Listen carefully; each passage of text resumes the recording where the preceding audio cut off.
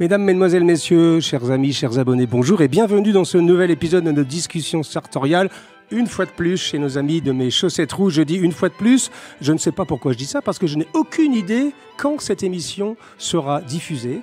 Mais juste pour vous mettre un petit peu dans l'ambiance, nous avons enregistré aujourd'hui 5 émissions déjà. Et pour la première fois dans l'histoire des discussions sartoriales, nous avons un public, notre public chéri et adoré autour de nous. On a commencé, on était une vingtaine de personnes. Je pense qu'on déborde, on a vendu tous les strapontins. Il n'y a plus aucune place et donc je vais vous demander de faire un petit clap de début.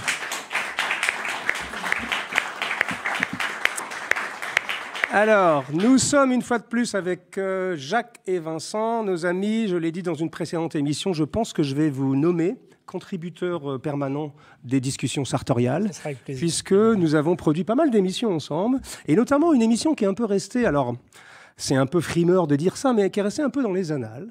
Parce que on avait fait une émission chez nous en Bourgogne, c'était l'année dernière, et vous nous aviez rendu visite avec les chaussettes, les bas de l'empereur, je me souviens, les chaussettes de Napoléon. Et depuis lors, donc, c'est une émission qui a été vue et revue. On avait fait une version en anglais également. J'ai reçu depuis des emails de gens qui me disent « Cher monsieur Jacomet, vous m'avez rendu addict des chaussettes.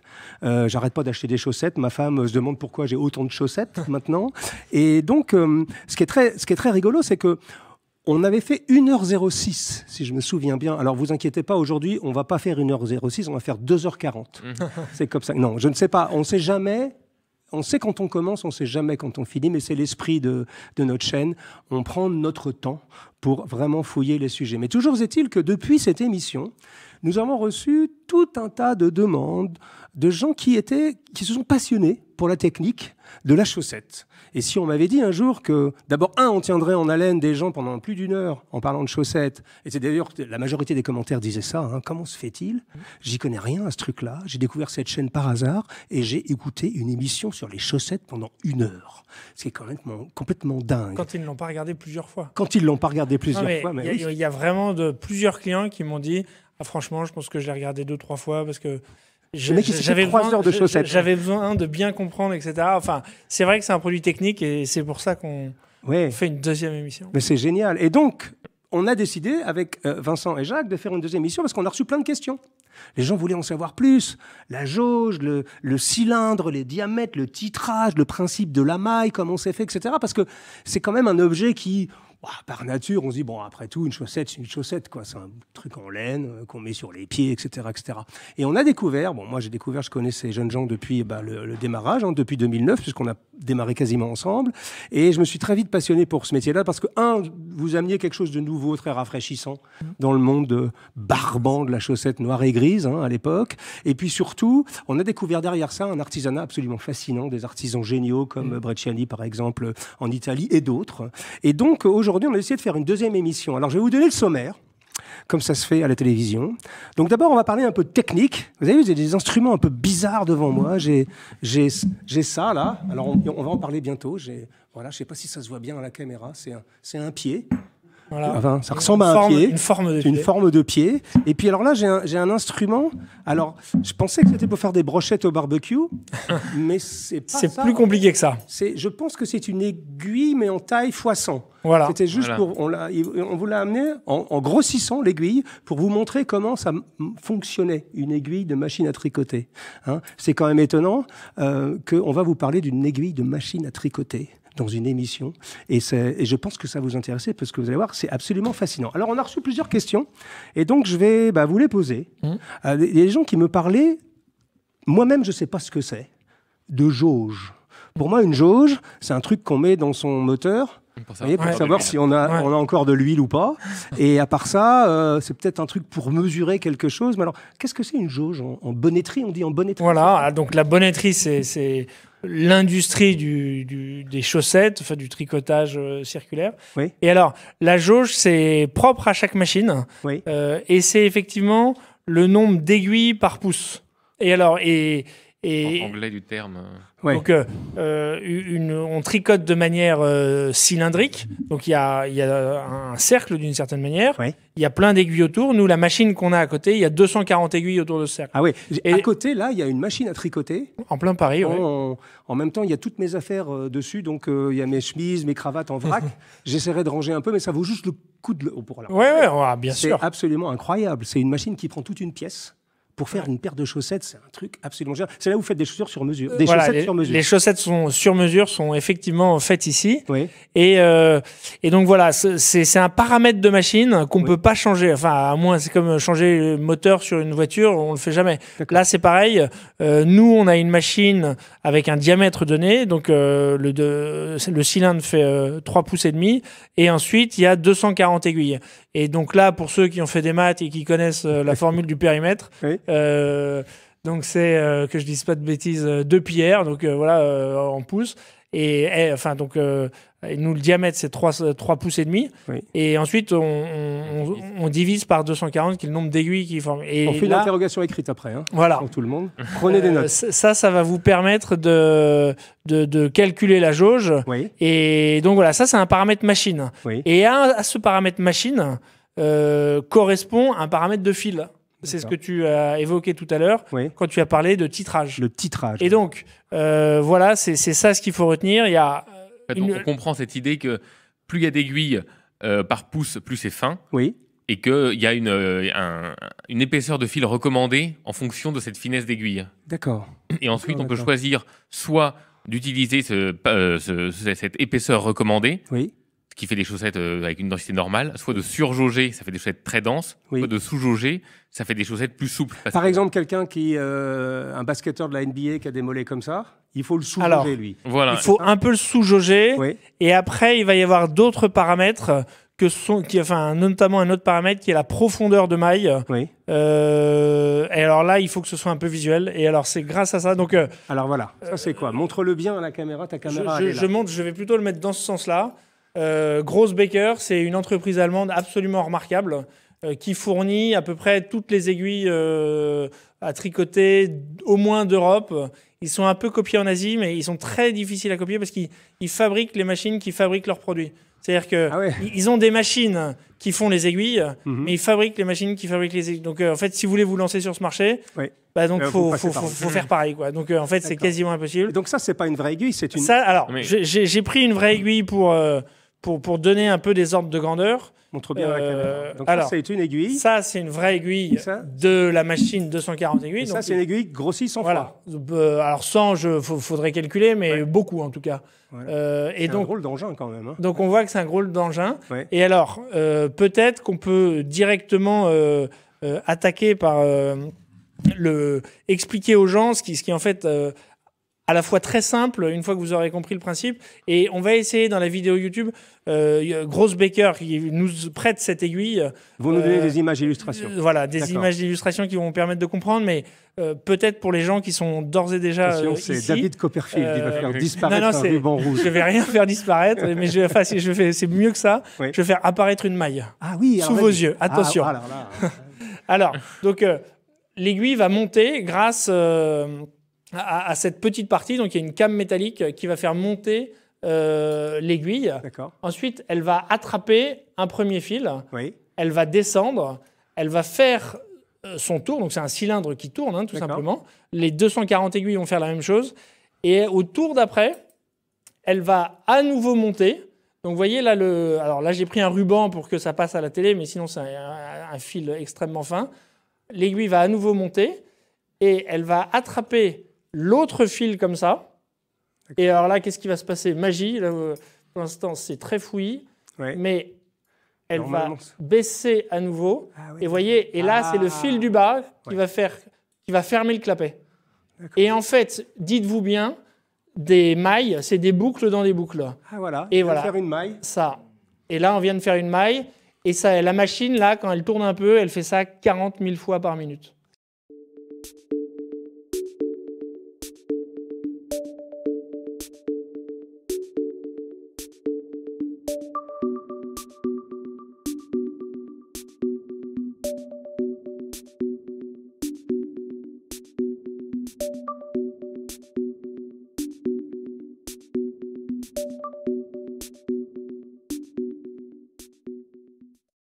40 000 fois par minute. Par minute.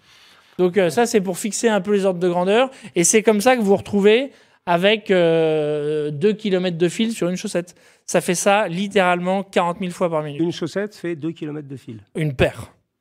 D'accord. Une paire. Une paire de chaussettes, 2 Ouais. km de fil. Non, Ce qui est intéressant aussi, ouais. c'est qu'on utilise des fils avec lesquels, qui sont si fins qu'avec 1 kg de fil, on peut faire 90 km de fil. Ouais, ça c'est génial. Donc 1 kilo. Donc vous prenez 1 kilo de ce fil-là, vous allez à 80 km d'ici, Ouais.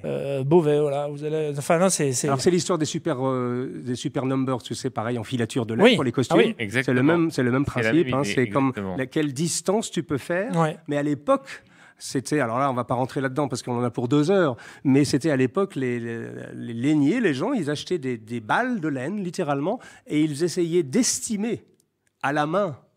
Alors, on parle ça il y a longtemps. Hein. Ils estimaient à la main la longueur que tu pouvais faire avec un fil, et on arrivait à des trucs complètement invraisemblables, de plusieurs centaines de kilomètres, avec juste un fil issu d'une balle de laine. C'est un truc totalement. Alors après, donc tu dis en maille, tu as différents types de mailles. Voilà. Alors on parle là, pas de moutarde, hein, mesdames, messieurs. Non. Parce qu'en ce moment, on est un peu en De pénurie. toute façon, il n'y a plus de moutarde. Il n'y a plus de moutarde, c'est bon. terminé, Donc, si ça. vous voulez de la maille, il faut C'est chez venir nous, maintenant.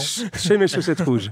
Voilà. Donc, on parle de jersey, de code, de jacquard. Alors, on nous a posé la question. Là, c'était la maille d'une certaine manière la plus simple. Ouais. Et après, sur certaines machines, les machines les plus simples, il y a simplement un cylindre, Ouais. les aiguilles qui montent comme je vous ai montré, elles Ouais. redescendent, elles font leur maille, D'accord. terminé. Avec ça, vous pouvez faire du jersey. Ouais. Et donc, ça fait un tricot qui est parfaitement lisse d'une certaine manière. En fait, il n'y aura pas de côte. Il n'y a pas d'aspérité, pas de côte comme par exemple Voilà, ici. il n'y a Ça, pas c'est de une côte. Voilà, exactement. Donc, et ensuite, si vous voulez faire des côtes, il faut faire les mailles à l'envers. Donc, alors moi, il faut une machine, soit une machine double cylindre, D'accord. et qui va les faire en fait vers le bas, Ouais. Mais en vers le gros, haut, vers c'est, le bas. ultra technique. Soit hein. une Ouais. machine à plateau comme on a, Ouais. qui va pouvoir faire le même effet. Mais ce que vous pouvez retenir, c'est que les machines simple cylindre vont simplement faire du jersey et les autres vont faire voilà, les côtes, et, ce qui est très pratique. Et après, il y a une troisième chose qu'on peut faire, c'est les jacquards. Et donc, les jacquards, donc, c'est par exemple certains motifs. En particulier, je pense au pied de poule, je pense au caviar, je pense Pied de poule, chevron. c'est ça. au chevron. Voilà. Caviar, c'est ça. Voilà. Je mets le bordel dans les chaussettes. Ouais, c'est ouais, bien, non, c'est mais pas grave. c'est fait pour. D'accord. C'est fait pour. Là, l'idée, c'est que il y a un fil d'une couleur, disons là le bleu, la maille va être faite et le fil taupe est tiré derrière. Ouais. Et donc il n'est pas tricoté jusqu'à ce qu'à lui-même, à son tour, on lui fasse faire une maille. Et donc ce qui est très sympa, c'est que ça permet de faire des motifs très contrastés. Ouais. Parce que si vous faites pas ça, vous avez tout de suite du vanisé. Alors, vanisé, c'est vous tricotez. Il y a 2 fils, mais ils sont toujours tricotés ensemble. J'ai compris. Et l'un est derrière l'autre. Alors, Je ça vois fait. des vanisés là dans le public. Il y a des très belles vanisées. Ouais, j'ai vu quelques belles vanisées. Et la partie technique plus compliquée est bientôt finie, mais vraiment, on nous a tellement posé la question qu'on s'est dit que ça valait le coup de Oui, bien sûr. s'apesantir un tout petit peu là-dessus. Ah ouais, il y a, Et il y a donc que là- chez nous que tu peux t'apesantir. Là, bah, c'est pour ça. On est bien d'accord. Et le mercredi soir. Et le mercredi soir, ouais. Et donc, le vanisage. vanisage, les contrastes sont moins forts parce que tout est tricoté ensemble. Ouais. Mais ce qui est sympa, c'est que les couleurs sont aussi un peu fondues. Donc voilà, il faut apprécier chaque technique pour ce qu'elle apporte, Oui, comme toujours. bien sûr. Et voilà, donc retenez simplement, jersey, c'est quand c'est simple. Après, Ouais. il y a les côtes. Oui. Et après, les jacquards, Ouais.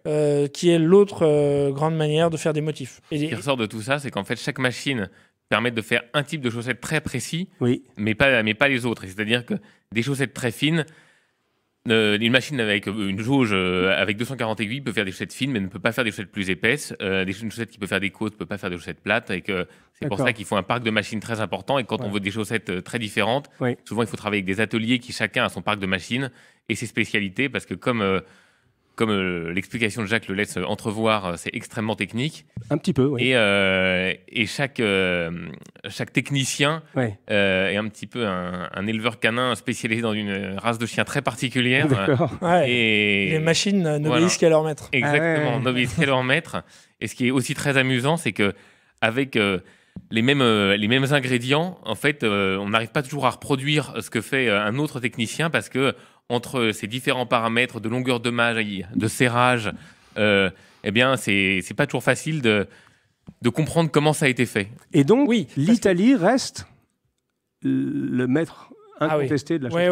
Oui. Alors, l'Italie, c'est... Alors, nous, on aime bien les Italiens parce que, effectivement, dans la chaussette, ce sont les meilleurs pour plusieurs raisons, à vrai dire. La première, c'est qu'il y a un écosystème italien qui est absolument fabuleux. D'entreprises de taille moyenne. Moyenne. Avec des pièces de rechange. Et tout est là-bas. C'est-à-dire que ceux qui fabriquent les chaussettes sont là-bas. Ceux qui fabriquent les machines sont là-bas. Et ceux qui fabriquent les fils sont là-bas. Donc en fait, ils sont tous à quelques kilomètres. Nous, c'est une Busi Giovanni. Donc ils sont à Botticino, c'est un petit village à côté de Brescia, à 8 km à l'est de Brescia. Là où tu prends 2 kilos à chaque fois. Voilà, c'est pas bon. Hein.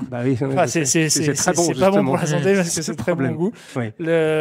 Donc là, c'est vraiment un endroit merveilleux. Mais dans ce village, il y a 2 fabricants de fils et un tricoteur de chaussettes. Donc ces gens se voient tout le temps, déjeunent ensemble, etc. Donc il y a un écosystème qui est très fort. Il faut savoir que sur le marché des fabricants de machines, qui est vraiment un marché passionnant. Il y a un énorme acteur qui s'appelle Lonati, qui domine le marché. Qui est italien, donc. Qui est italien. Et ensuite, il y a des petites maisons, beaucoup plus petites, parfois d'ailleurs qui ont comme actionnaire en partie Lonati, etc. Mais il y a un énorme acteur et ensuite des petits pour des besoins plus spécifiques médicaux parfois. Alors, je suis quand même très curieux de savoir qu'est-ce que c'est cette chose-là. Alors, ça c'est... Je ne sais pas comment le montrer à la caméra, je vais faire de mon mieux. Voilà. Bon, ça ressemble lourd, à un pied. Ça ressemble à un pied. Donc, voilà. Bon, le mec, il a un grand pied quand même. Là, alors, c'est pas tant que ça. Ah bon ? Ouais, vas-y. Alors, explique. Alors, qu'est-ce que c'est déjà ? Quand même, mais pas non plus tant que ça. Ouais. Ça, c'est du 44. On a l'impression que c'est du 50, mais c'est du 44. Ouais. La taille est écrite là, c'est du 12. Le 12 italien, c'est la pointure italienne qui correspond au 44. D'accord. C'est une forme qui permet de repasser les chaussettes. En fait, on les enfile dessus et ça leur permet de les former et de faire en sorte qu'elles se présentent bien quand on les vend. Une fois que c'est tricoté, il faut absolument lui donner une forme. Il faut un peu étirer la maille pour qu'elle ait cette forme qu'elle a quand elle est neuve. Tu l'enfiles. Et on l'enfile dessus. Voilà, et ensuite, on légèrement projette de la humide. vapeur. Soit elle est légèrement humide et elle chauffe, là c'est le cas. Ou dans les usines les plus modernes, mais nous, on ne pouvait pas avoir ça à Paris parce que c'est une machine qui prend, 200 mètres carrés. Ça envoie de la vapeur. Enfin, il y a un petit circuit, elle envoie de la vapeur. Et... Donc ça, c'est post-production, si je puis dire, une fois que la chaussette est faite. J'ai compris. Il y a peut-être un détail qu'on a, un dernier point technique. Jacques est inarrêtable sur la chaussette. Vous avez remarqué ça, hein. C'est pour ça qu'on aime bien venir ici, parce que ça fait partie. C'est pas l'esprit de notre chaîne, c'est qu'on ne rencontre que des gens passionnés. Sans ça, c'est ce qui nous sauve tous la passion, hein, mesdames, messieurs. Si on n'avait pas ça, ou si on n'était pas vraiment intéressé, Éric Georges, qui est là, notre ami des Champagnes Forges et Brimont, quand il parle de champagne, c'est un poème. Littéralement, j'espère qu'il nous fera une petite conférence tout à l'heure. En tout cas, il va nous servir un verre ou deux. Et voilà. Et c'est vraiment l'esprit de ce qu'on essaye de développer sur cette chaîne. Et je pense d'ailleurs que ça fait partie du... alors, je dis succès, on reste une niche. On n'est pas les grosses chaînes YouTube à 14 millions d'abonnés, etc. C'est pas très compliqué de faire 14 millions d'abonnés. Tu dis, je vais jeter un pied par une fenêtre de la Tour Eiffel, je vais voir si je tue quelqu'un. Là, tu fais 20 millions de vues. Ou tu mets ta femme en t-shirt mouillé, tu fais 40 millions de vues. Mais c'est pas exactement l'image qu'on se fait de notre monde. Et nous, on préfère, développer tout un discours autour de notre mode de vie, autour de la qualité, autour de la magie de l'artisanat. Eh bien, il se trouve que dans tous les objets qu'on étudie, que ce soit les lunettes, que ce soit les chaussettes, que ce soit les cravates, c'est d'une extrême, vous voyez, j'en mange le micro. C'est d'une extrême technicité. Une cravate 7 plis faite à la main, c'est un travail absolument incroyable. Et là, on se rend compte qu'un objet aussi presque anodin, qu'une paire de chaussettes peut arriver à un niveau de technicité. Alors, évidemment, hein, on ne parle pas des chaussettes qu'on achète chez Alibaba pour 1 euro les 10 paires. On parle d'autre chose. Mais de la vraie belle chaussette comme ça, c'est tout de suite. Alors donc, Jacques, tu voulais nous dire une dernière petite chose. Interro-écrite hein, pour tout le monde. Interro-écrite. Avant le champagne. Donc le dernier point. Le remaillage. Le remaillage. Donc c'est vrai qu'il y a plein de montre-le bien à la caméra parce que quand ça sort, en fait, ça sort avec un trou. Donc la chaussette, elle est faite par un cylindre. La cylindre ne peut faire que des ronds. Et donc elle commence par le haut de la chaussette, elle tricote tout. À l'endroit du talon, il y a la moitié des aiguilles qui tricotent. Et voilà. Et ensuite, elle finit par un rond. Et il faut bien la fermer, cette chaussette. Sinon, elle ressemble exactement à ça. Ouais. Et donc... il y a une opération qui est très délicate, qui va consister à fermer la chaussette maille à maille. Et longtemps, ça a été fait à la main. Longtemps, ça a été fait à la main. Alors là, les chaussettes sont extrêmement fines. Enfin, ça, c'est un modèle que j'ai fait sur mesure pour un client qui est vraiment extrêmement fin. Qui s'appelle DW. Je vois marqué DW. Je garderai son nom, mais ses initiales sont DW. Ouais. Et alors, le remaillage va consister à fermer ça. Et il sera bien fait s'il n'y a pas de bourrelet. Parce que s'il y a un petit bourrelet sur le dessus... Ouais. Et donc, c'est remaillé avec une machine spécifique Oui. Alors, c'est un module qui est dans la machine. Ouais. Et c'est... En fait, au fur et à mesure que la technique avance, on arrive à faire le remaillage automatique sur des chaussettes de plus en plus fines. Parce que c'est une opération extrêmement délicate qui abîme les yeux, sinon. Oui, qui abîme les yeux quand on le fait manuellement. Et qui, sur une machine 240 aiguilles, requiert une précision du 20e de millimètre, et qui, pour simplifier, met les boucles... Un petit peu plus près du micro, parce que là toi, tu es au 20e de millimètre loin. Là, aligne toutes les boucles, enfin, la moitié des boucles avec l'autre moitié des boucles, et passe un fil à l'intérieur pour que le remaillage ne fasse que l'épaisseur d'un fil et ne soit pas une couture grossière comme... on est tenté de le faire pour gagner du temps. Mesdames, Mesdemoiselles, Messieurs, je vous présente Jacques Tiberghien et Vincent Metzger, qui sont, applaudissements quand même, qui sont les poètes de la chaussette. Je n'ai jamais entendu quiconque au monde parler comme ça de la chaussette. Donc vous voyez, derrière ce produit un peu anodin, il se cache une technicité incroyable et puis surtout, ça demande pour des entrepreneurs. Maintenant, je comprends pourquoi vous avez tant de succès. C'est que vous êtes mis la tête dans les chaussettes, quoi. Vraiment à fond, quoi. C'est aussi un des intérêts de la machine parce qu'une chose est de comprendre en fait comment fonctionne une chaussette et nous les 10 premières années, on avait à peu près compris comment se faisait une chaussette. Une autre chose, c'est de les faire. C'est-à-dire quand la machine elle coince, une autre chose est d'identifier le problème, de regarder la chaussette hyper attentivement. Ah, là il y a une maille à sauter. Qu'est-ce que je règle sur la machine, etc. Donc ça rend indulgent parfois vis-à-vis des fournisseurs. On va vous mettre à l'antenne des images de la machine. On l'avait déjà montré, je crois, dans la vidéo précédente. Les gens qui ont la chance d'être parmi nous, vous allez y jeter un œil, vous allez voir. Bon, juste une minute, parce qu'après tout, c'est une machine à tricoter. Mais c'est une machine à tricoter qui fait presque 2 mètres de haut. C'est très, très, très impressionnant et qui fait des chaussettes sur mesure. Ce que je ne savais pas, et d'ailleurs je vais bientôt passer commande, c'est que grâce à la chaussette sur mesure, moi j'ai un petit problème, c'est que j'étais rugbyman avant, ce qui n'est pas un problème, parce que rugbyman c'est génial, mais j'ai des mollets assez développés. Et souvent j'ai du mal à trouver des chaussettes qui ne me font pas mal. C'est-à-dire qu'en fin de journée, j'ai même la trace.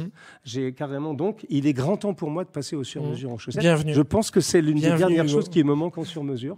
Donc je pense que je vais bientôt m'y mettre. On va s'occuper de ça. Pour que mon mollet soit bien traité. Alors, surprise, parce que là, je ne sais pas de quoi on va parler. J'ai demandé à Jacques et Vincent de nous dire, voilà, maintenant, les gens aiment bien sur cette chaîne, alors même si les Américains adorent faire des listes, les meilleurs trucs, les 10 meilleurs trucs, les 20 meilleurs trucs, voilà. Nous, c'est pas trop notre style. À chaque fois qu'un Américain me dit, mais vous prenez 6 minutes pour dire bonjour. J'ai dit oui, nous sommes des gens bien éduqués. Nous aimons ce que nous faisons, donc nous prenons 6 minutes pour dire bonjour. Mais pourquoi vous n'allez pas directement au sujet? Vous nous dites ce que c'est, le prix et où l'acheter. J'ai dit non. Nous, ça s'appelle pas liste sartoriale, ça s'appelle discussion sartoriale, ce qui est un tout petit peu différent. Toujours est-il que je me suis américanisé un tout petit peu ce soir pour les besoins de cette émission. Et j'ai demandé à nos amis de mes chaussettes rouges de dire, voilà, imaginons que je veuille acheter 14 paires de chaussettes. 2 semaines, en gros. c'est mieux de changer de chaussettes tous les jours, hein, je vous le dis simplement. Bon, des fois, par la force des choses, il peut arriver des accidents qu'on est obligé de porter 2 fois de suite. Ça doit être très rare et le plus rare possible. Donc je leur ai dit, voilà, imaginons, je pars 14 jours quelque part. Bon, je vais faire un peu de sport visiblement parce que j'ai des chaussettes de tennis là. Et quelles sont les 14 paires que toute personne devrait posséder dans son tiroir? Et ben, je ne sais pas ce qu'ils vont me répondre. Et donc, on va commencer. On commence par ici ou on commence par là? Par là. Ah ouais, ben là, on ne pouvait pas se tromper. Oui, effectivement. Parce que, alors, c'est l'origine donc, de la maison, c'est la chaussette rouge. Alors, on va pas refaire l'histoire en entier. Mais je vous la redis en 3 mots quand même. Il y a, en 2009, Jacques et Vincent frappent à la porte de Gamarelli. Gamarelli, c'est le tailleur du pape et des ecclésiastiques, au Vatican, donc, et qui faisait quelques chaussettes. Et il y a une nomenclature dans le clergé qui fait que les chaussettes noires, c'est pour les prêtres et les curés. Les chaussettes violettes, ce sont pour les archevêques, n'est-ce pas, et les évêques. Et les chaussettes rouges, ce sont pour les cardinaux. Mais comme le pape est forcément un cardinal, ils ont eu cette idée géniale de se dire, tiens, on va créer une boîte qui va s'appeler Mes chaussettes rouges et on va vendre les chaussettes du pape. Et d'ailleurs, ça vient d'Édouard Balladur, à l'époque, qui allait acheter ses chaussettes chez Gamarelli. Et donc, ces 2 énergumènes ont frappé à la porte de Gamarelli et ont dit, bonjour monsieur, on voudrait monter une boîte qui va s'appeler Mes chaussettes rouges et on voudrait distribuer vos chaussettes. Donc, et le reste, c'est de l'histoire. Et voilà, ils ont dit oui. Ils ont dit oui. C'est incroyable. Ils ont dit oui, non, c'était... Et vous êtes resté fidèle à Gamarelli? Ah oui, non, mais vraiment, on s'entend super bien avec eux. Et ils n'ont jamais vendu autant de chaussettes de Ils n'ont jamais vendu autant de chaussettes. Ils en vendaient pas tellement. Enfin, il y avait quelques initiés, quelques curieux qui, passant à Rome, passaient chez eux. Oui. Mais voilà, c'était microscopique dans leur activité. Qui porte des chaussettes rouges là? Je crois que j'en ai vu. Ah ouais, là, ici. Non, mais de couleur rouge. Ah, de couleur rouge. Couleur rouge. Ah, regarde, il y en a une paire ici. Il y en a une autre ici, regarde. Ah bah oui. Et donc c'est toujours... Alors c'est la première. Alors c'est très étonnant. Moi j'en ai porté évidemment. La première fois que j'ai reçu, on reçoit tous une lettre pour l'impeccable Hugo. Je pensais qu'il n'y avait que moi qui étais impeccable. Mais en fait ils le font à tout le monde. Voilà. Donc, mais ils poussent... tous ceux qui commandent sont impeccables par définition. C'est vrai. Mais moi je trouvais ça... Oh, j'ai dit, putain quand même ils me connaissent. Tu vois, je savent que je suis impeccable. Mais non, en réalité, mais ce qui est bien avec eux, c'est que donc tout le monde... Et moi quand j'ai porté mes premières chaussettes rouges, c'est génial parce que en anglais, on appelle ça a conversation piece. C'est-à-dire que invariablement, les gens ils parlent de tes chaussettes. Parce que quand tu croises les gens exprès, tant qu'à faire, il faut les montrer les chaussettes. Bien sûr. En plus, et là, tu racontes l'histoire des cardinaux, machin, etc. Et là, tu fais un succès direct dans la soirée. C'est génial. Donc ça, évidemment, c'est la première paire. Ceux d'entre vous qui n'ont pas une paire de chaussettes rouges, vous serez punis. Vous n'aurez pas de champagne. Donc ça, c'est la première de chez Gamarelli à Rome. Donc c'est une belle histoire. L'origine de tout. C'est l'origine de tout. Et vous en avez vendu des milliers et des milliers et des milliers et des milliers. On en a vendu, en 13 ans, on en a vendu. Beaucoup. Ouais. Et donc là, c'est moi qui mets la main dedans. Hein. Voilà. Allez. Alors ça, c'est toujours de chez... non, là, ça, c'est Mazarin, maintenant. Donc... Ça, c'est la gamme super solide. Super une paire solide, noire. Ouais. Le noir, parce que c'est vrai qu'on... quand on en discutait, tu parlais des funérailles, mais il n'y a pas que cette occasion. Parfois, on peut mettre des chaussettes noires avec... Des chaussures noires, une tenue sobre, c'est facile. Ouais. Moi, je suis pas fan des chaussettes noires, je vous le dis, mais on va pas s'engueuler en direct devant vous. Mais je suis pas fan de ça. Mais par contre, ce dont je suis fan, c'est que tous les deux, vous avez donc fait cette gamme super solide. Et ça, c'est incroyable parce que moi, je les ai portées et je peux vous garantir que moi, je les détruis, les chaussettes, à une vitesse. Mais ça, c'est vraiment super solide. Donc, comment vous avez fait pour faire une super solide? Ça a été un long processus où on a recherché des matières, on a recherché des combinaisons, des manières de serrer, avec différents ateliers. Et puis un jour, on a trouvé une recette qui nous a plu. Et donc, voilà. et ça, c'est et on sait qu'elles sont super solides parce qu'on les a testées par différentes machines. Avec des machines d'abrasion. Des machines d'abrasion, exactement, qui permettent d'un peu de... Parce que les gens trouvent pas du tout les chaussettes de la même manière ni au même endroit. Oui. Et Jacques, par exemple, les trouve beaucoup plus que moi. Obligé de le dire ici, mais... Oui, voilà. mais je dis ça pour dire, c'est vrai que c'est difficile souvent d'avoir une mesure objective de ce que c'est que la durée de vie d'une chaussette et le fait d'avoir une machine qui frotte et qui n'a pas de parti pris et qui met... c'est objectif. Voilà, qui marche... qui n'a pas un pied plus grand que l'autre ou je sais pas quoi. À la fin, on sait exactement ce que ça vaut. Oui. Et donc là, ça donne des chaussettes vraiment très solides. Donc, mesdames, messieurs, chaussette numéro 2, on va faire à l'américaine. Voilà. Une paire de super solides. Moi, je ne la prendrais pas forcément en noir, mais Voilà. encore une fois, on en va fait, pas moi, je débattre du sujet. suis contre le réflexe du noir. Parce que nous, combien de personnes viennent nous dire en disant le noir, ça va avec tout? Non, le noir, ça va pas du tout avec tout. Ça va même pas avec grand-chose, j'aurais tendance à dire. Je suis d'accord. Mais ça va quand même avec les chaussures noires, faut pas exagérer. Oui. Voilà, avec une tenue. J'ai des chaussures noires, mais j'ai pas des chaussettes très... noires. Non, mais C'est un autre sujet. les chaussures noires n'impliquent pas des chaussettes noires, Oui. mais les chaussures noires, bon, vont quand même toujours avec des chaussettes. Allez, nous allons clôturer le débat sur les chaussettes noires. J'ai des très belles chaussettes jaunes juste en face de moi d'ailleurs. Il y a très belles vanisées d'ailleurs ici aussi, couleur ocre. Alors la troisième. Ah oui, alors petit point de détail. Donc là, à partir de ce moment-là, vous aviez Gamarelli, vous avez développé Mazarin, qui est devenu votre marque. Exactement, notre voilà, marque avec laquelle on développe les modèles qu'on trouve pas ailleurs. Voilà. Et en référence au Cardinal. Alors l'histoire est, il y a un petit détour dans l'histoire, c'est que le tailleur Alain Stark faisait des habits d'académiciens. Pour aller avec l'habit des académiciens, il faisait des chaussettes vertes, vert académie. Oui. Et la marque Mazarin vient du fait que c'est Mazarin qui a offert le bâtiment qui héberge aujourd'hui l'Académie française. Donc c'est pour ça que c'est un peu un coup de billard à 3 bandes. Ça cogite chez les mais voilà. Donc Ce qu'on aimait aussi, c'était que, enfin bon, c'est un petit clin d'œil. Mais c'est que l'idée que Mazarin, qui est italien de naissance, a fait rayonner la France, a porté bien sûr, la paix. Et donc c'est cette idée d'une origine italienne, parce que ces chaussettes sont faites en Italie, mais qui à la fin sont au service modestement c'est bien. de l'élégance française, ça nous a plu. Voilà, super, j'adore. Alors là, chaussette numéro 3, mesdames, messieurs les Américains. Alors là, ça vanise. Voilà, donc c'est ce que je disais tout à l'heure. C'est deux fils différents. Là, il y a un fil bleu, un fil violet. Les deux sont ensemble. Et ce qui est très bien avec ces paires-là, c'est un peu l'idée que c'est classique with a twist, comme disent les Anglais, c'est-à-dire vous pouvez la mettre, c'est très facile à mettre. Et nous, il y a beaucoup de clients qui disent « Ah non, les motifs, vous n'y pensez pas » parce qu'en fait, derrière motif, il y a Mickey pour eux. Derrière motif, il y a aussi ou les Schtroumpfs ou tout ce qu'on veut. Et donc, voilà, là, c'est un motif, mais c'est très sobre. Et en fait, tous les modèles bicolores, moi je trouve sont assez faciles à sortir parce que quand votre pantalon est pas exactement du même bleu qu'un bleu uni, ça peut être un peu gênant. Dès que c'est vanisé, qu'il y a deux couleurs, ça brouille un peu les pistes. Ça se porte avec beaucoup et tout se fait plus naturellement. Alors pour les gens qui n'ont pas regardé, excusez-moi, pour les personnes qui n'ont pas regardé la première émission, je vous invite à la regarder. Si vous avez 1h06 devant vous, c'est presque un long métrage de cinéma. Donc une vanisée, c'est une chaussette, en fait, quand vous mettez votre jambe dedans, elle s'écarte un peu comme ça. Donc elle laisse transparaître une deuxième couleur par transparence. Et c'est réversible. Donc le négatif de ça. Voilà, à l'envers, celle-ci sera surtout violette. Violette avec des raies bleues. Voilà. Ce qui est génial. Donc, et Sonia, mon épouse adorée, joue en permanence avec ça. Elle met en permanence, je me dis, mais c'est une nouvelle paire de chaussettes que tu as. Elle me dit, non, je les porte à l'envers.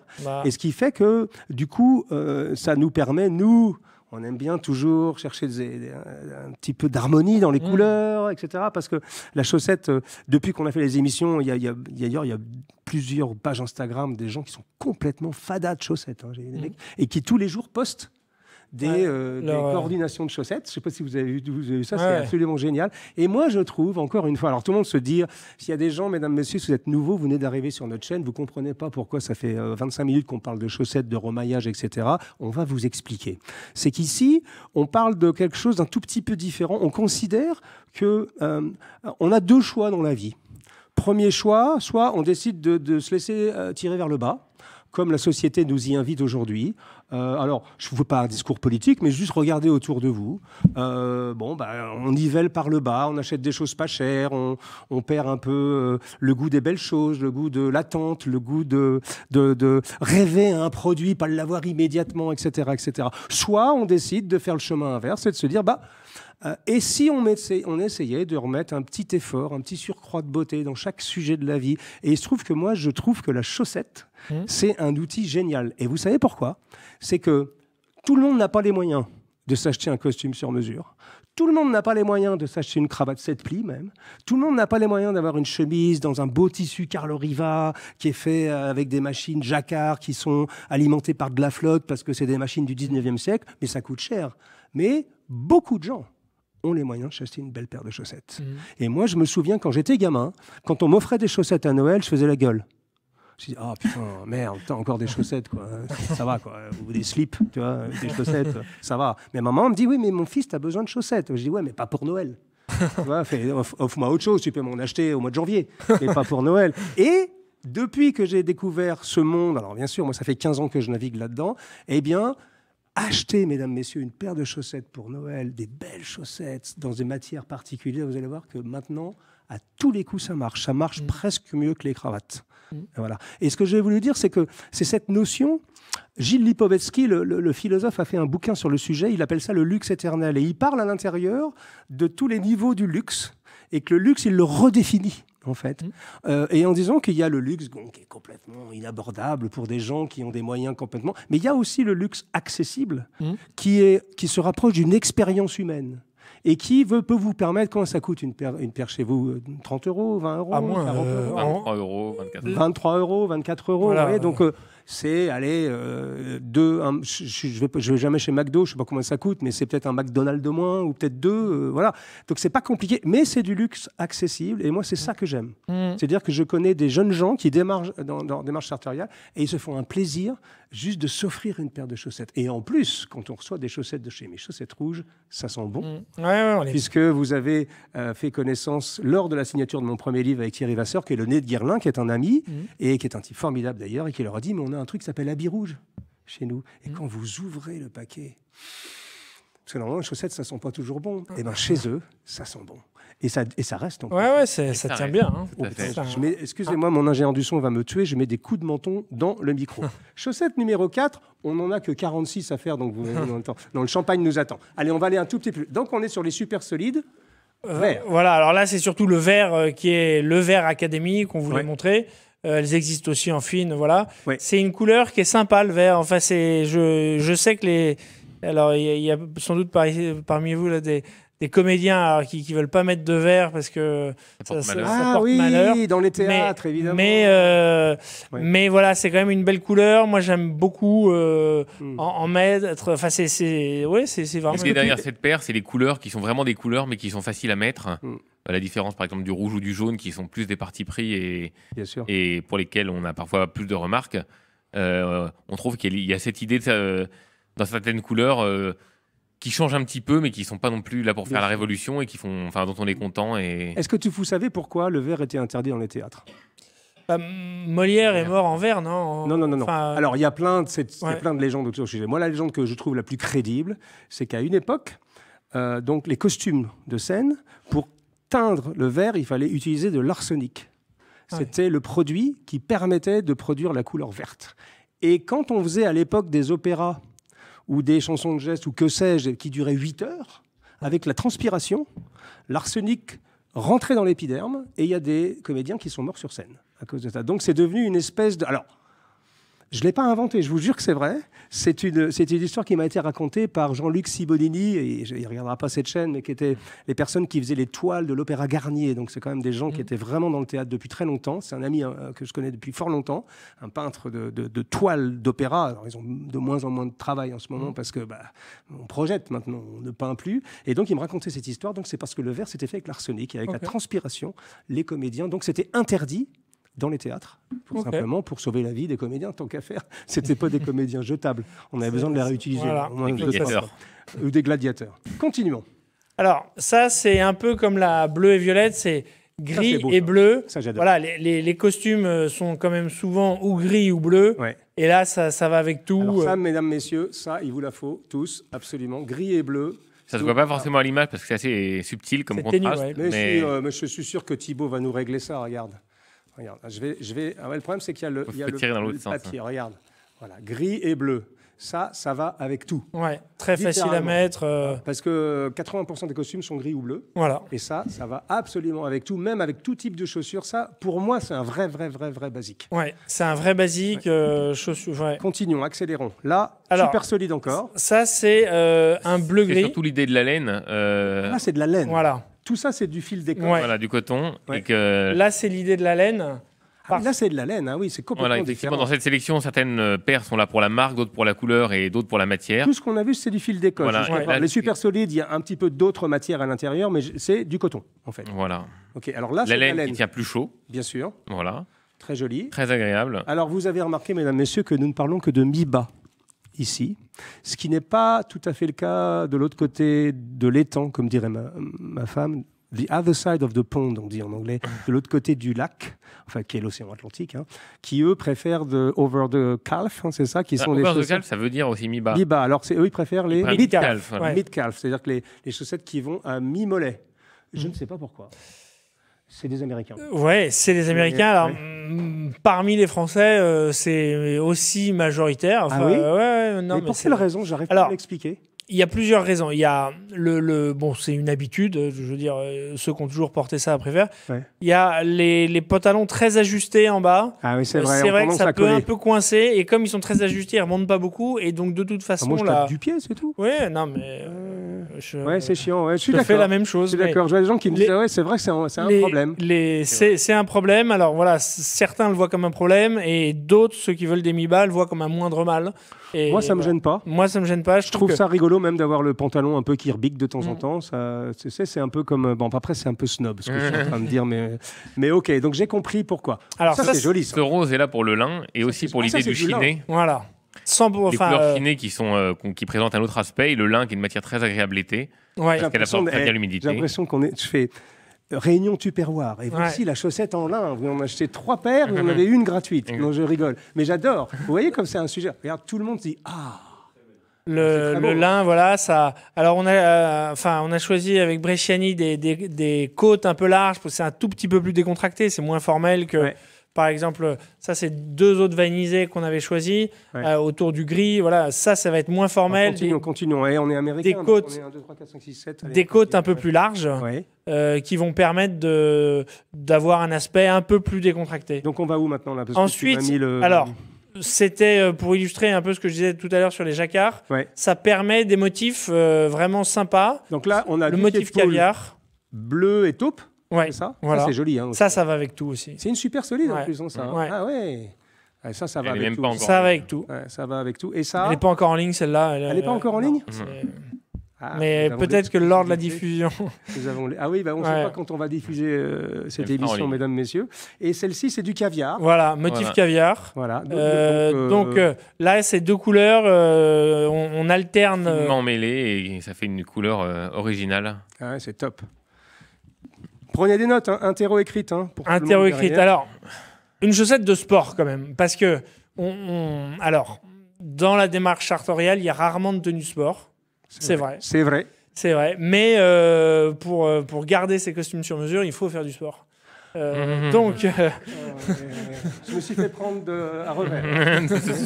D'accord. voilà. Et alors, nous, ce qu'on trouvait, c'est que Ceci le étant, marché, elles le sont assez marché cool, quand même. de la chaussette de sport Ouais. est en fait quasiment exclusivement constitué de chaussettes fabriquées en Asie. Alors, il y a de très bonnes usines en Asie. Nous, on ne travaille pas avec eux. Je ne peux pas dire qu'on les connaisse bien, mais j'imagine qu'il y en a des bonnes. Mais la réalité, c'est que les cotons sont souvent médiocres dans ce qu'on voit. C'est vrai qu'elle est douce. C'est qu'en supermarché, etc. Ouais. Et donc, J'aime nous, bien on la s'est dit, couleur verte et rouge. voilà, ça, un hommage à l'Italie, Bien sûr, bien Dommage. sûr. à leur père. Bon. Et donc, Mais ce bon. qu'on a voulu, c'est faire des chaussettes de sport avec la même qualité de coton. Et donc, c'est la même exigence qu'on a eu, les mêmes fournisseurs, vraiment, et tout est pareil. Et on l'a adapté avec une chaussette de sport. Donc, la De la hauteur, bouclette. de la bouclette pour absorber, des zones un peu plus élastiques. Enfin, Allez, d'accord. Allez, je vous pardonne sur Il celle-là. faut, C'est vrai voilà. que c'est une bonne idée d'avoir... Non, mais c'est vrai qu'à la main, Oui, bon, non, même si ça va c'est être- pour Ah le ouais. pied, mais à la main, c'est beau, c'est très agréable, j'avoue. Parce que normalement, les chaussettes de sport, Oui. ouais, c'est rêche au bout de 2 fois. c'est lamentable. Hmm. Je veux dire, c'est Non, mais- ridicule, quoi. Mais d'accord. Bon, allez. D'accord. On va dire ça, d'accord. Allez, continuons. Là, c'est la couleur taupe, Ouais. qui est à mon avis une couleur très intéressante, très discrète. C'est vraiment la Assez couleur. neutre et facile à sortir avec beaucoup de choses. Qu'as-tu mis, Hugo, aujourd'hui? Oui, non, mais, Alors ça, c'est le modèle cachemire soi-même. Je viens de me faire mal à la jambe. Je ne sais pas si tu l'avais, mais c'est pas grave, Thibaut. J'ai essayé de faire mon genre, je suis en forme, mais je. Donc, Ah oui, c'est Cachemire et soie que j'ai. ça, c'est Exactement. cachemire soi, ouais. Comment tu l'as reconnu? À l'odeur. À l'odeur. Non, mais c'est incroyable parce que, alors là, il faut que je fasse une déclaration publique, mesdames, messieurs. Pas sur l'odeur, mais sur le cachemire et la soie. Mettez jamais un pied dans une chaussette en cachemire. D'ailleurs, on n'en a pas mis là pour.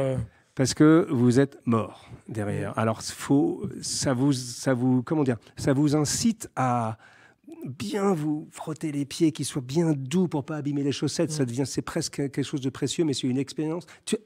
Visuellement, tu as reconnu cachemire et soie. Oui, mais bon. En fait, la soie, ça apporte de la brillance. Ah ouais. Et Mais c'est le cette cachemire couleur-là. a un aspect. C'est un peu la plus même que- couleur, ouais. oui. Exactement. Taupe. Et vous avez vu, taupe avec chaussures noires, ça marche très bien. Oui, Ouais. oui. Non, mais Ah oui. c'est. C'est l'idée de cette couleur qui est neutre, qui va avec beaucoup de choses et qui, quand on part avec peu de chaussettes, Voilà. eh bien, c'est une... Je vais mettre mes chaussettes aux enchères ce soir après le champagne. Je rigole. Continuons. Alors, on a pris cette dernière paire vanisée, voilà, bleu marine et rouge, Ouais, qui est ça, c'est un bien. peu l'alliance du classique, et le rouge, qui est plutôt une couleur Pour les républicains, ça marche la bien. couleur de la passion. Voilà. Voilà. Pour les Parisiens aussi. Non, je rigole. Euh, Non, mais ça, c'est pareil, c'est un basique. c'est un basique. Ça marche C'est pratiquement vraiment ouais, une D'accord. Et très ça, tu belle les as mis de paire. côté, pourquoi? Alors, ça, c'est un peu comme celle-là. Double Ça emploi- commence à être un peu le- elles font un peu double emploi avec les autres. Tout le monde Voilà. a flashé sur celle-ci. Hein. Ouais. On ne va pas dire, mais Non. c'est vrai qu'elles sont top. Celle-là, on en a parlé. Et voilà, ça, dans les très classiques, ça, c'est gris et marron. Donc, c'est le costume Ouais, gris, ça chaussures marche marron. très bien aussi, hein, ça. C'est Tu vois, vraiment regarde Eric avec enfantin, la quoi. cravate, ça marche tout de suite. Ouais. Mm. Je dis Eric parce qu'il est juste en face de moi Mm. et que je le connais en plus. Donc, ouais, c'est vrai que ça marche très très bien. Très joli. Ça, c'est vert et gris. Donc, et là, elle est à l'envers. Voilà. Donc, pour Ah inciter oui. pour montrer qu'elles sont réversibles et pour inciter nos clients à s'en servir des deux Des sens, deux côtés. ouais. on en vend certaines À à l'envers. l'envers pour leur dire, mais oui, c'est pas Ouais. à l'envers. Et il n'y En a fait, c'est- aucune gêne au niveau des coutures. Non, etc. parce que le remaillage est parfaitement insensible. Ah. S'il y avait une grosse couture, on verrait la grosse couture. On à voit que la l'extérieur. côte ici sort vers l'extérieur alors qu'elle rentre d'habitude. Voilà. Et ça, ce sont des chaussettes Alors, invisibles. Voilà. Alors, je me suis fait Euh, insulter depuis 3 jours ouais. sur Instagram parce que j'ai posté c'était il y a 4 jours, j'étais à Prague pour tourner une émission et il faisait bon, j'ai mis un costume Solaro, Ouais.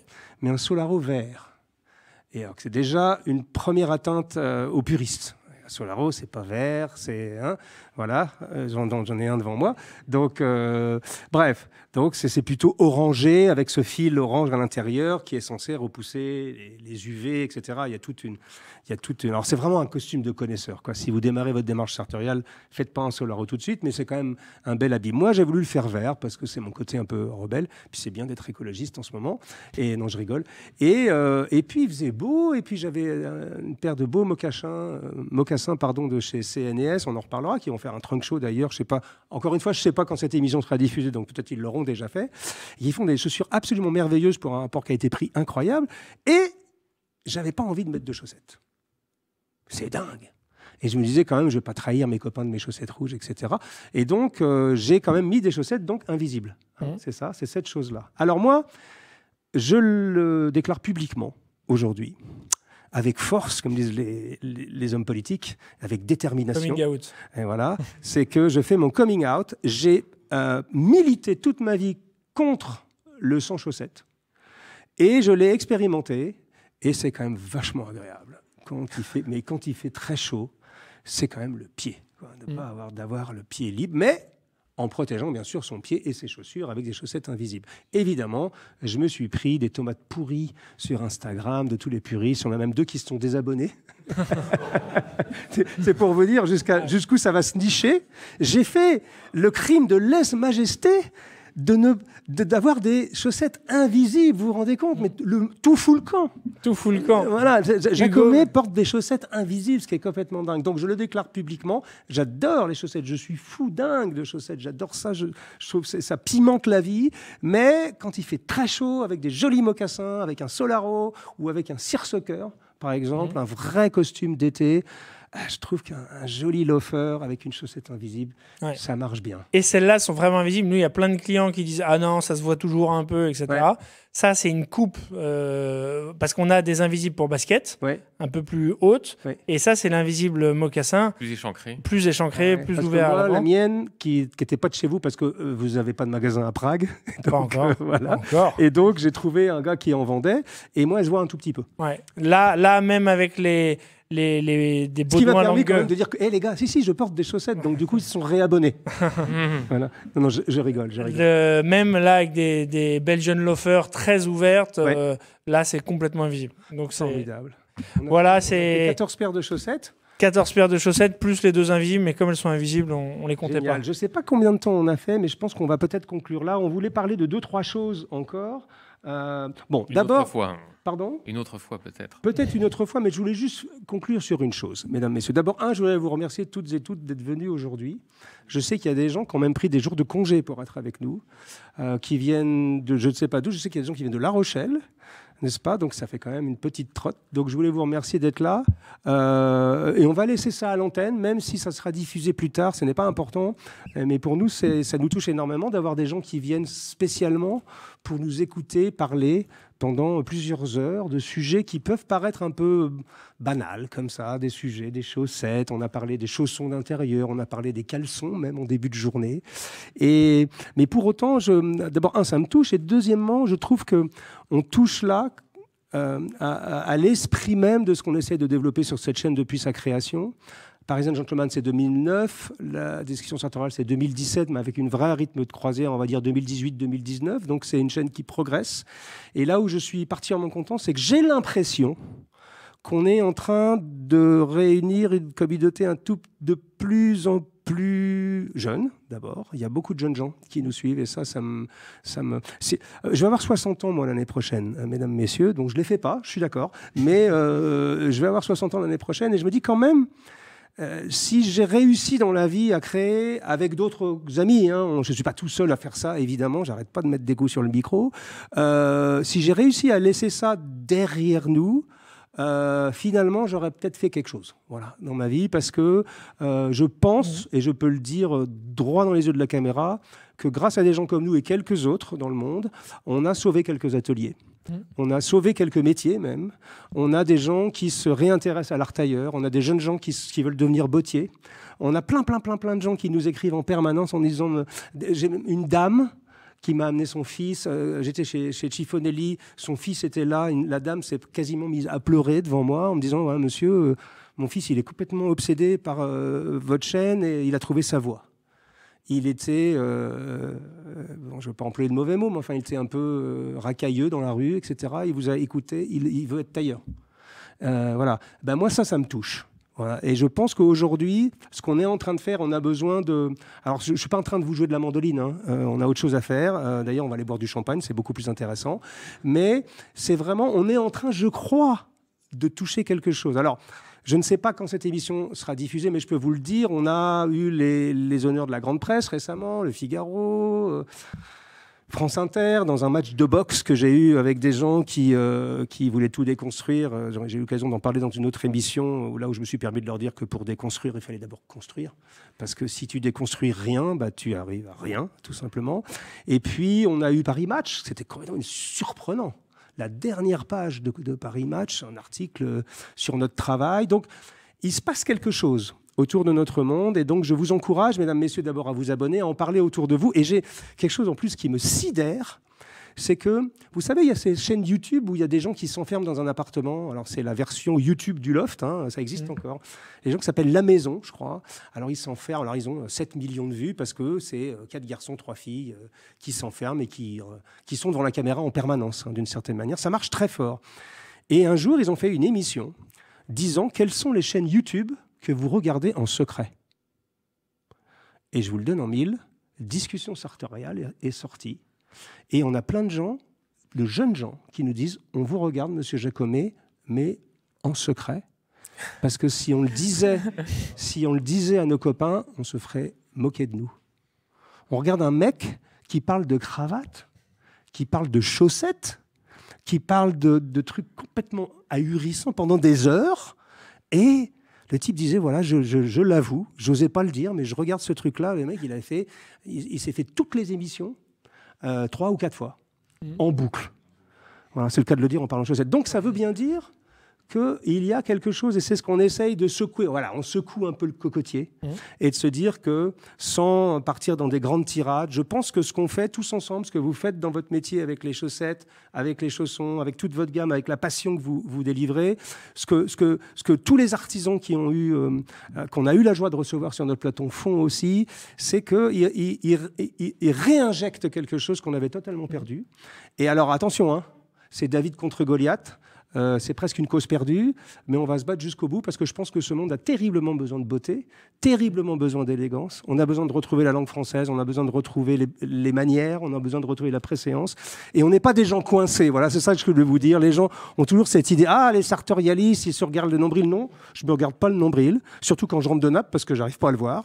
Mais surtout, on est vraiment en train de créer tous ensemble quelque chose de merveilleux. Je veux donc vous remercier, mesdames, messieurs, d'être venus passer toutes ces heures avec nous. Merci Jacques. Merci Hugo. Merci Vincent. Merci Hugo. Merci mesdames, messieurs. Je vous donne rendez-vous pour un prochain numéro de nos discussions Sartoriales.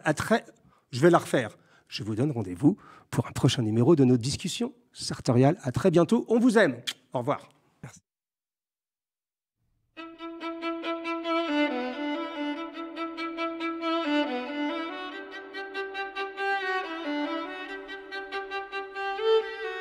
Thank you.